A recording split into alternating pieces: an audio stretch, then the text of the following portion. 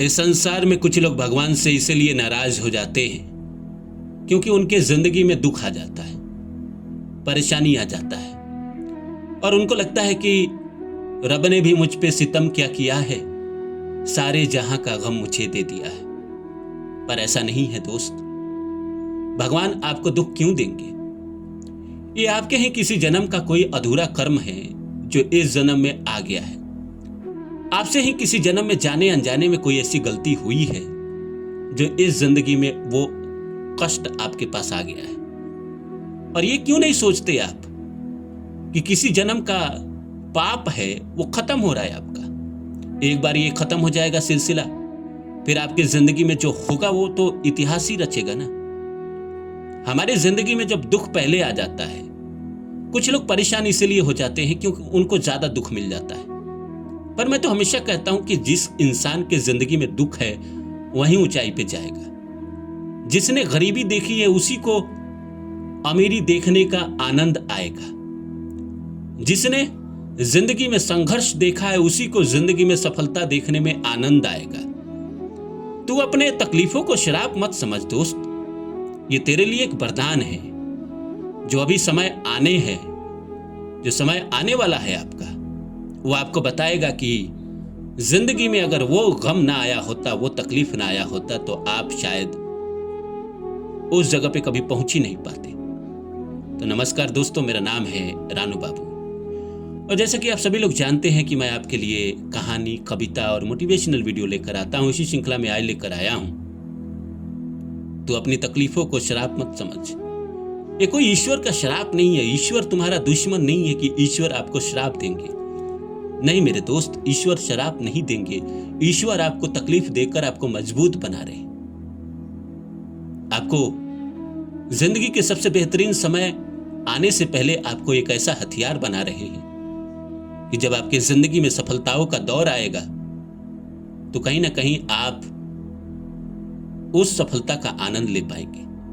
तो आइए इस सब्जेक्ट को शुरू करो इससे पहले आप सभी लोगों से रिक्वेस्ट है, please like my video and subscribe my channel. दोस्त आइए शुरू करते हैं। हमारे जिंदगी में तकलीफ आता है तो हमें लगता है कि भगवान मुझे कष्ट दे रहे हैं।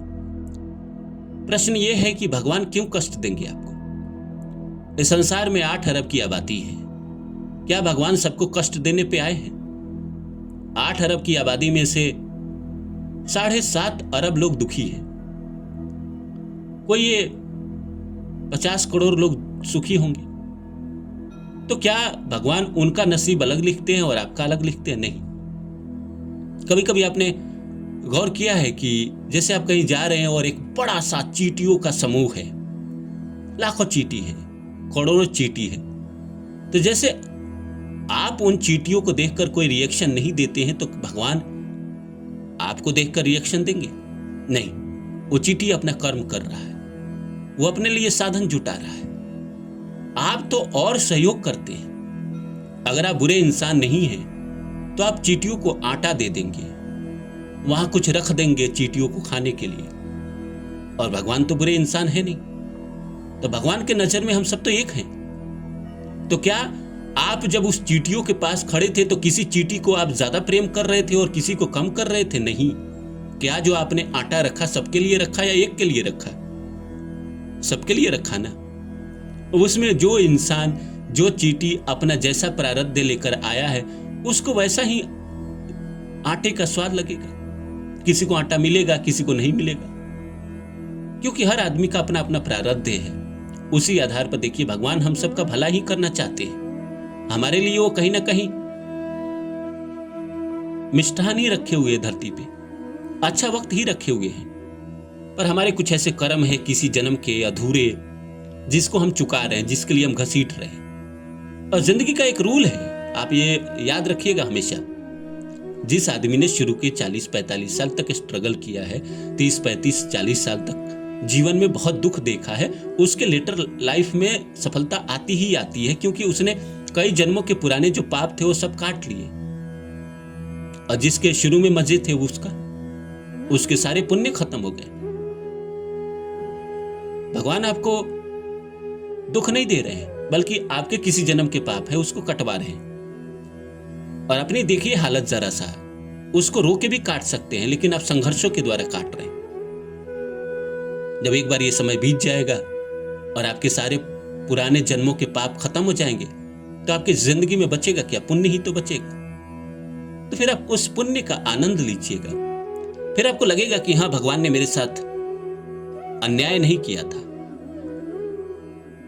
गहराई से आप समझेंगे, बहुत गहरे तल पे जाएंगे। अगर आप बहुत ऊपरी ऊपरी इंसान हैं, तब तो आपके लिए मेरी बातें है भी नहीं। लेकिन अगर बहुत गहराई से आप समझेंगे, तो आप पाएंगे कि हाँ, जिन लोगों का कर्ज मैंने खाया था किसी जन्म में, उनका मैंने सबका चुका दिया। जिन जिन लोगों का कर्ज बाकी है आपकी जिंदगी में, वो आपके पास आते जाएंगे और अपना कर्जा लेते जाएंगे। और जब वो जाएंगे तो आपको रुला के जाएंगे और आपको लगेगा कि भगवान बहुत कष्ट दे रहे हैं। कोई बीमारी के रूप में आकर आपसे उतना ही पैसा वसूल लेगा जितना आपने किसी जन्म में किसी का रख लिया था। किसी डॉक्टर के पास हम जाते हैं तो अपना कर्मा ही चुकाने तो जाते हैं। उस डॉक्टर से हम किसी जन्म में ले चुके हैं, इसीलिए इस जन्म में उसको देने जाते हैं। आप समझिए इस बात को। जहां जहां हम दे रहे हैं, किसी न किसी जन्म में उससे लिए, तभी हम उसको दे रहे हैं, अन्यथा देते ही नहीं। दुनिया में लाखों करोड़ों अरबों अस्पताल है, वहीं अस्पताल में आप क्यों गए देने? या किसी ने आपका पैसा रख लिया, कोई आपका पैसा लेकर भाग गया, किसी ने आपकी मेहनत का पैसा खा लिया, उसे इंसान ने क्यों खाया? 70-75 साल की जिंदगी में कई लोग ही होते हैं जो आपको दुख देते हैं या आपके पैसे खा जाते हैं, क्योंकि वो किसी जन्म में हमारे अधूरे कर्म थे, हमने चुकाए। अगर ऐसे हम नजरों से देखना शुरू कर देंगे तो हमारे जिंदगी में तकलीफ रहेगा ही नहीं। फिर हमको लगेगा ही नहीं कि ईश्वर ने हमें श्राप दिया है कि हाँ जाओ तुम दुखी रहोगे। नहीं, ईश्वर ने हमें वरदान दिया है कि जाओ तुम पहले पुराने सारे जन्मों के जो तुम्हारे कर्ज है चुका लो, फिर तुम्हारे जिंदगी में नई कहानी शुरू होगी। फिर तुमको चुकाना नहीं पड़ेगा, तुमको लेना पड़ेगा। एक बार जिंदगी में चुकाने का काम पूरा हो गया तो फिर तो लेना ही तो है। या तो इस संसार में हम लेने आते हैं या देने आते हैं। तो अगर हमने पहले दे दिया तो बाद में हमें लेने को मिलेगा। अगर हमने पहले ही सबसे ले लिया तो बाद में हमें देना पड़ेगा। दुनिया का एक ही रूल है, अगर आप मुझसे मिले हैं और हम दोस्त बने हैं, तो या तो आप मुझे देंगे या मैं आपको दूंगा। अगर मैंने पहले दे दिया तो बाद में आपको देना पड़ेगा। इसलिए जिंदगी में कोशिश करिए कि पहले आप दे दो। पहले देने के बाद में जो मिलता है उसकी खुशी दुगुनी हो जाती है, चरगुनी हो जाती है, 10 गुनी हो जाती है।